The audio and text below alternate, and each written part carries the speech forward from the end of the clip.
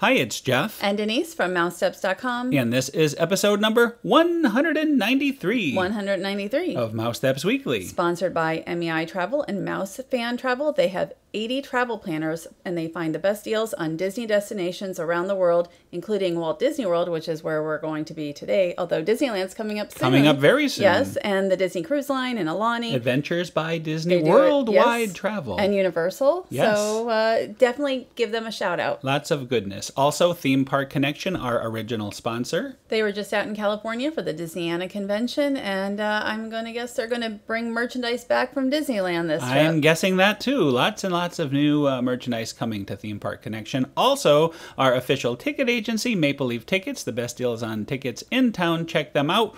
We are going to start the show at the Magic Kingdom. And it was a very pretty day when we got there. You can see Mickey's growing in quite nicely. Nice day, warm day, July 17th, which, by the way, happens to be Disneyland's 61st birthday. We'll talk more about that later. First, though, we're going to look at the Mickey's Royal Friendship Faire. Mm-hmm. And so Mickey's Royal Friendship Faire began last month. We're about a month into it now.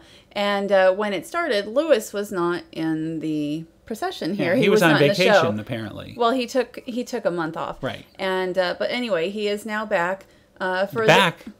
Back meaning he is there for the first time. It's hard to be back to something if you've never been. He was in the concept art, so he's back from the back from the concept art. Yes, I was just kidding with you. So Mickey's Royal Friendship Faire replaced Dream Along with Mickey last month, and we have full video of the original show without Lois the Alligator, who is the only one who has been added. But it's been slightly differently choreographed because Goofy did a tap dance routine and sort of had different lines and everything. So now Louis is going to play his trumpet, which makes more sense. It's kind of like the concept art. You know, let's give our tips about the show. The show has been playing for about a month. We saw it opening day, which was absolute pandemonium because it was the first performance. Right. Now, we actually had to wait through 2 performances to get this because we had weather. Rain, right, you know, in Florida you get the quick rainstorms. I needed the front row because I wanted to record without anyone in the way. The front row may not be the best place to watch it, though. You prefer it a little further back. I don't personally like the front row if I'm taking photos because there's a lot you can't really see. There's a lot here that I couldn't see. So I prefer standing in a little bit further back in the hub where it's a little elevated, and I can always kind of move around. The best pictures I got that day were when we made our way about halfway for the first show. Right, and we walked in, and I found a spot, and I took pictures. One more bit of advice, although I just want to say I do like the daytime fireworks. They're getting better and better with those. If there's 2 shows an hour apart, let's say there's a 3 and a 4 o'clock. Yeah, 3 and a 4 o'clock. Definitely the 4 o'clock will be less crowded because there'll be people waiting longer for the 3, and then everybody will leave. And I mean, you can just walk up maybe even 15 minutes prior to that second show. Well, if there's 2 shows within an hour of each other. It depends where you want to stand. Like if you actually do want the front row, you stood twice, like almost an hour. But I'm a very unusual. I know exactly what I want, and I am doing it for for recording purposes. Most people just want to see and enjoy the show. So you could show up 15 minutes early, and I think you'd be okay. Right. Well, it depends on how busy the day is. This was not a busy day at the Magic Kingdom. It was a very moderate to mild day. And was it Sunday that we went? Yeah. Mm-hmm. And so because of that, it wasn't too bad. And here we are on the top of the train station. Right. And one more thing about the show. I do like the show. I think it's a nice new show, and I look forward to seeing it again. I prefer the music to the former Dream Along with Mickey music, which really... I didn't really like that show very much. You're talking about the new music you prefer. I do. Right. Well, it's the new music is film music. And we should say this reserve section, I have no idea what's going on. I don't know if there are if this is being reserved for private groups or it's a daily thing. It wasn't for us. Yeah, it was not for us. I was hoping to go get a nice centered video clip there. But anyway, now we're in the train station, and you know the train station has some high quality entertainment for the bargain price of a penny. $1. penny. So let's check out some of these machines. You know, these have been, I think those machines have been there from the 70s, really. Possibly. They used to be, well, let's burlesque bouncer. High quality entertainment, as I said. So we've tried that in the past. Sometimes it works, sometimes it doesn't. I didn't even know it still worked. I don't think I've tried it. I have used the ones at Disneyland, though, because those ones, I believe, still work. And I think they came from the old arcade, actually. Yes, I think so, too, and the football one as well. So, again, the whole purpose for me every year for us is because we're not able to go to Disneyland on July 17th to celebrate the anniversary, we go to the Magic Kingdom at Walt Disney World, and we ride opening day Disneyland attractions that are still operating at Walt Disney World, if that makes sense. So we're on the Walt Disney World Railroad, which at Disneyland there was a railroad on opening day, and here we're going by Big Thunder. Yes, and just to let you know, the train, which we have ridden many, many times. Yes. You're looking at a 20-minute, 1.5-mile scenic tour.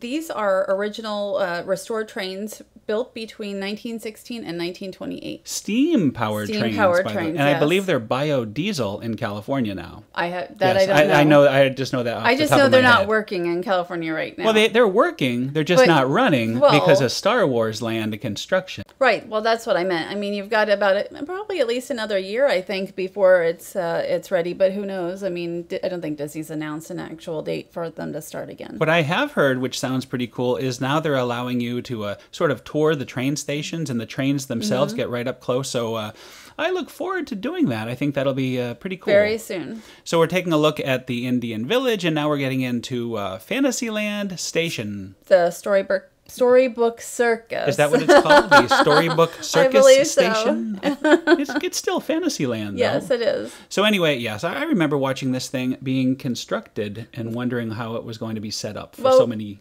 years. We used to take the train just to get photos as they were building this. I can't believe we did that so many times, but we did. Yeah, we used to ride Dumbo just to get photos too. We rode Dumbo. We rode a lot of things. Peter Pan's Flight, another Disneyland opening day attraction, and a Walt Disney World Magic Kingdom opening day attraction. One of the few dark rides left at the Magic Kingdom, classic dark rides, I should say. And we usually use Fast Pass to go through this, but you know, if you're riding, it actually is worth going through the queue now. I mean, we have video up of the queue, but certainly it's air conditioned and it's actually a lot of fun. Absolutely, I agree. It really sets up the story of the ride. I love the queue for this. And the ride itself, it's charming. It hasn't changed all that much in almost 45 years. So it's a real classic dark ride attraction. I kind of miss, the old Mr. Toad here at the Magic Kingdom. Of course, I definitely miss Snow White. So it's nice that we at least have this classic left. Yes. Well, at Disneyland coming up, we'll be able to ride all of that and more, like Pinocchio and Alice in Wonderland. That will be awesome. And the Casey Jr. Circus Train, which is one of my Casey favorites. Jr. That's right. So keeping with that Disneyland theme, we're enjoying this, but we're looking forward to seeing some of the classics very soon. Very soon. I can't wait. That'll be very exciting. All right. So after Peter Pan, we continued our classic attraction tradition with the Liberty Bell. Right. And there used to be two boats a long time ago. There was the Admiral Joe Fowler, which ended in 1980. That was taken off. Ended, meaning it was retired? It was retired in 1980. And then the Richard F. Irvine, which is what the Liberty Bell now is, and it was renamed in 1996 after a major refurbishment. Now in Disneyland, California, it's called the Mark Twain. Yes. So it is also not running right now. Well, nothing on the Disneyland River is running. So because of the Star Wars construction, they're really kicking in the high gear over here. We still have buildings, standing in the streets of America. And they've got like dirt and buildings going up. Well, as you have said, Star Wars Land here in Florida looks a lot like New York City. Yes, from what you can see. I don't know if I said that. I think somebody else said that while it's we were a great line. There. Yes. It's a great line. So the Liberty Bell is a half-mile ride around. It's on a steam-powered paddle wheeler, and it's a 17-minute ride. And we just passed Splash Mountain, and now we're coming up on Big Thunder Mountain, another mountain from the mountain range. And I like to see the geysers going in full force. What a great view of Big Thunder. Which we didn't ride that day. I know. We should. It makes me want to go on Big Thunder. But I remember remember when that again. opened, too. I do remember when that opened. So. I remember before it opened, they had the walls around it, coming soon, and there used to be a train station right there where the Big Thunder, actually where the Splash Mountain is. That's where the train station was. Well, there is a train station there, so was it different? I don't remember. It was very, very different. It was very minimal. It was just a little tiny train station, like the Disneyland train station they have over in New Orleans Square. Right.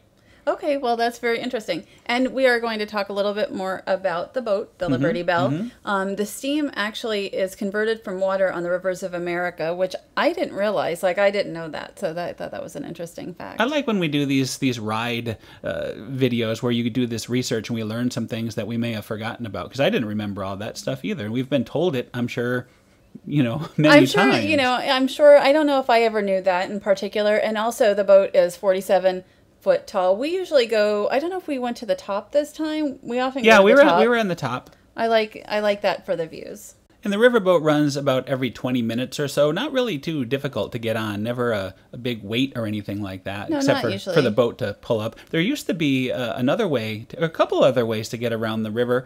Do you remember the Mike Fink keel boats? I don't think I ever went on one. They were wonderful. I wish I did. It was like the Jungle Cruise. They were funny, and I think I have a video up. I will link to that. And also they had the canoes. I don't think I went on really any of that when I was younger. I didn't You've been use on my the canoes tickets. at Disneyland, though. Yes, I have. Yes, we've used it, and those are also not running right now.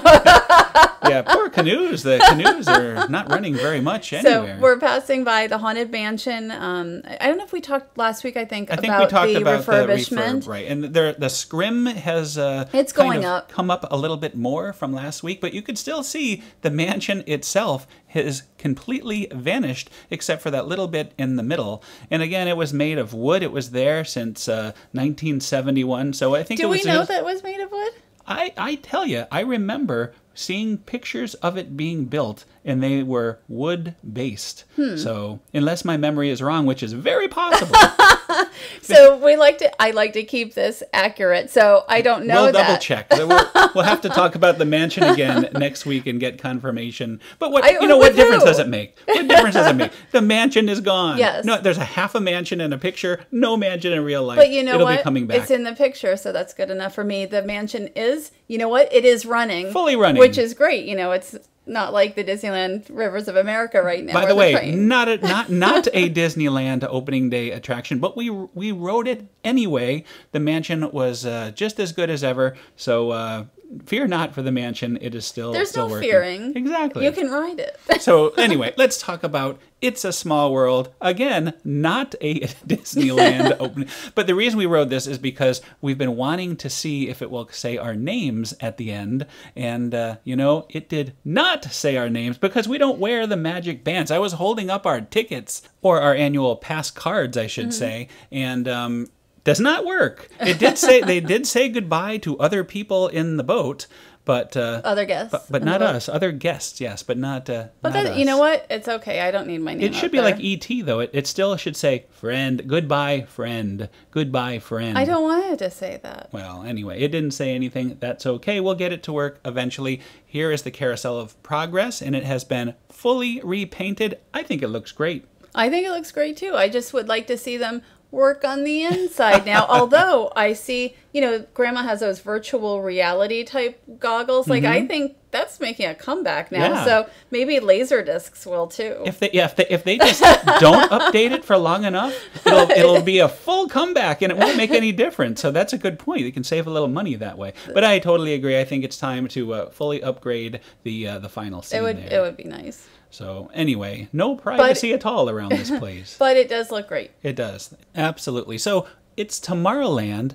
What do you do next? People Mover. People Mover. Absolutely you do the People Mover, especially if you're like us and it's a very hot evening and you want to take a little break, and that's what we were doing. And here we're on the People Mover. What do you have for the People Mover, if anything? I have nothing. Absolutely nothing. I have nothing for the People Mover. We are going to look at the Progress City model, where they used to say the city is but a dream.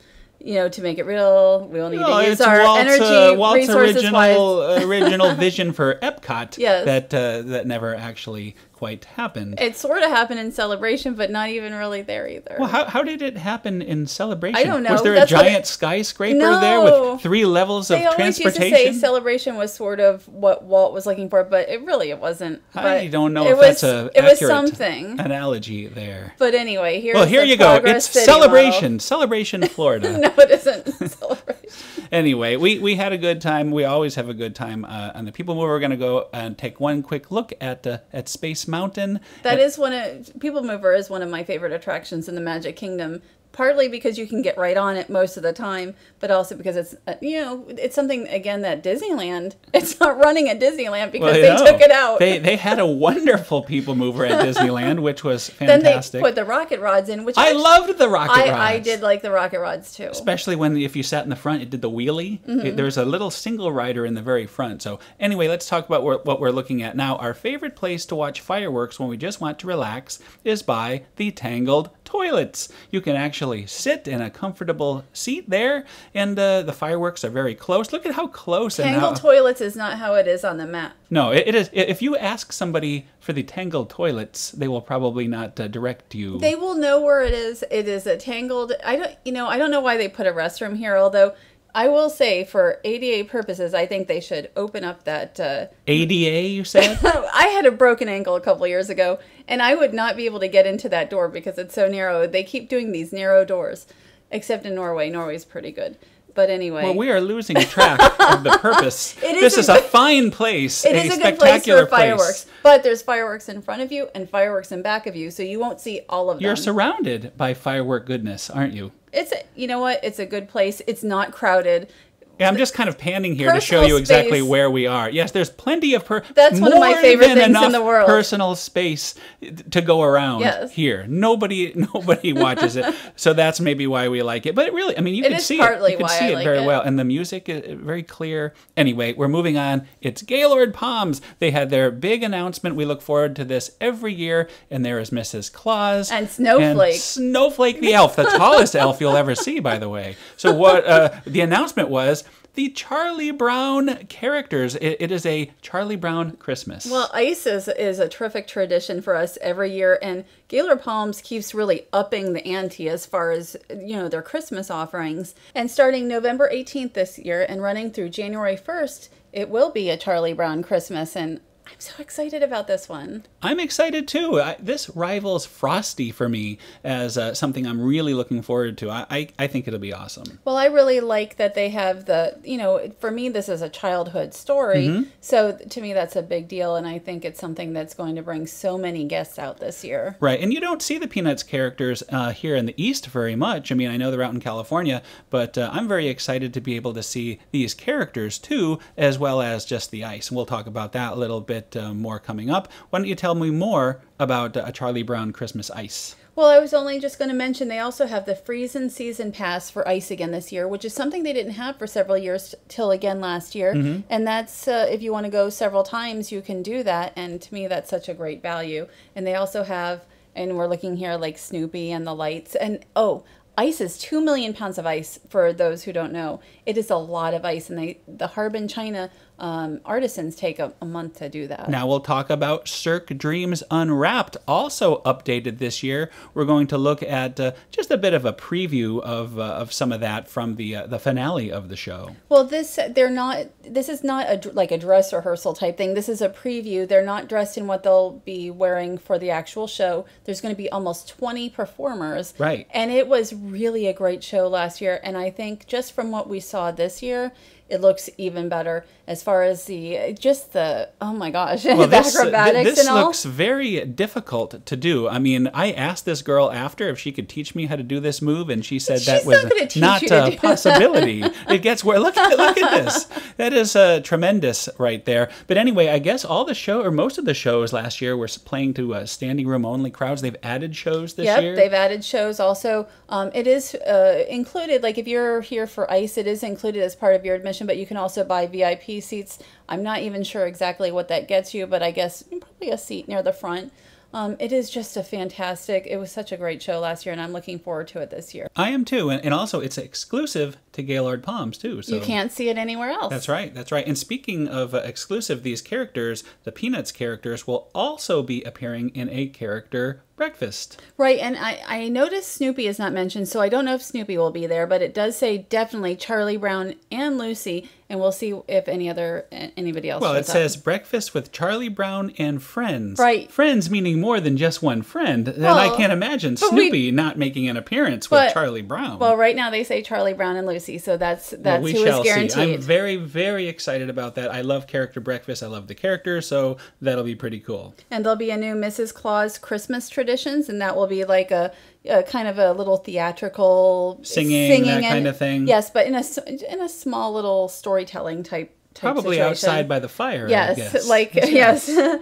And then we also have new this year, Santa Snow Throw. We don't know too much about that yet. We did try that though. They had brought out some snow and we threw the snowball. So I think it's just a target practice for snowballs. Yes. Is what I get out of that. And then we also have Alpine Rush Snow Tubing, which is coming back again this year. I believe this is the third year. But it has never been better than what we've experienced. Especially like last year, how fast it goes. I really liked it. Sometimes really these snowboarding or snow tubing things aren't that good, but it was good. I liked it. And then we also have gingerbread decorating corner, so we look forward to that every year. With nutmeg. With nutmeg instead of Gingy. That's right. Gingy has left the building. It is now nutmeg. And Elf on the Shelf scavenger hunt, which we did last year. It's not easy, no. And they have the new programmable 60-foot Christmas tree, which is 6 feet higher than last year. And all new LED. And I like what you said about the programmable. I mean, you can kind of see from the concept art here, they can do many different... well, there'll be music and all kinds right. of incredible lights, so I'm really looking forward to that. Lots of excitement. Should be a great Christmas at the Palms. Can't wait for that.